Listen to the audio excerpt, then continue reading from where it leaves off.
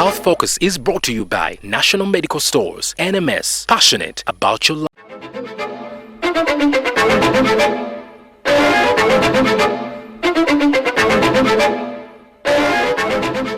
For more than 3 decades, this Uganda Virus Research Institute field site in Kyamuliibwa, Kalungu district has been pivotal to supporting research on various diseases. Professor Robert Newton, who has been working here for 30 years, says primary studies were about HIV and AIDS. Its goal was to investigate what was at the time this new disease of HIV/AIDS. And we already knew in the late 80s, when the unit was being conceived, that HIV/AIDS was relatively common in southwestern Uganda. But the focus has since shifted due to emergence of new infections and a rise in non-communicable diseases. Because the ultimate aim of all of our research is either to prevent disease, to stop it happening in the first place, or at least to control the impact of that disease if someone has it. And the unit has played a very key role over the years in HIV prevention and in management of HIV disease with antiretroviral drugs and other interventions that greatly reduce the number of people dying from HIV/AIDS. And you can see the impact of that in national data. The focus of the work at this particular field station in Kyamuliibwa is on trying to understand the burden of disease, the spread of disease, and on the longer term impacts of having been infected with SARS-CoV-2. And about 10 or 12 years ago, the Ugandan government came back to us and asked us to broaden the scope of our research to include the so-called non-communicable diseases, which they were concerned were beginning to become more common, particularly in urban environments. Nobody really knew at the time what was happening in rural Uganda.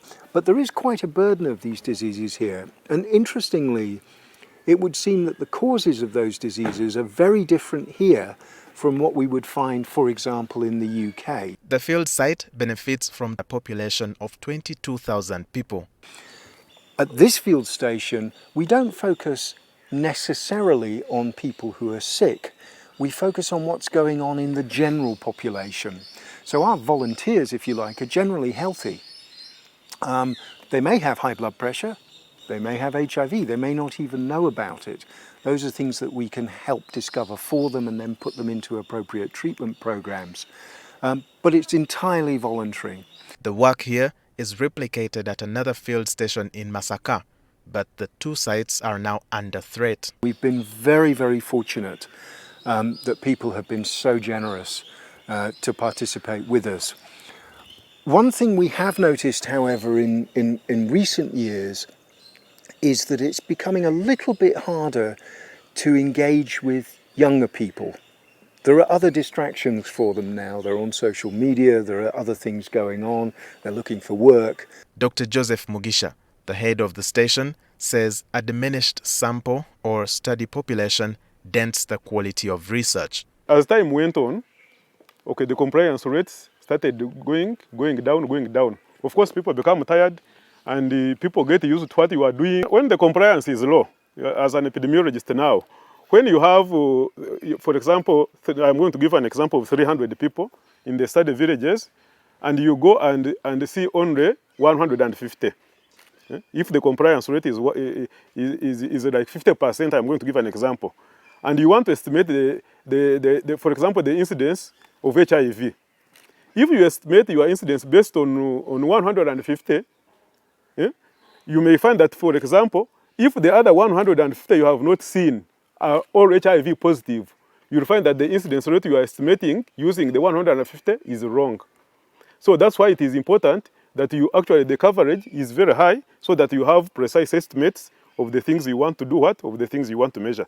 The station is now finding new and innovative ways of engaging the community, for example, through sports activities. Because the youth are the ones who are actually very difficult to get when we are doing our studies, so that we can actually be able to get the youth, because they have very, very different age groups have different things they like. Because when we actually engage the youth, we find that they are so much engaged, they so much like sports. The importance of medical research cannot be stressed enough, especially for a country that wants to take the stance of prevention and reducing the disease burden other than treating. But this comes at a cost. This facility here uses about 1 billion shillings a year for its operations. The money we normally get may not actually be enough to do most of the research activities we are interested in doing. So we also have that problem where we don't have enough funds to do whatever we want to do. And all this money comes from outside Uganda. The scientists here think Ugandan government should also have an input in the research that is developed here. Walter Mwesije, NTV.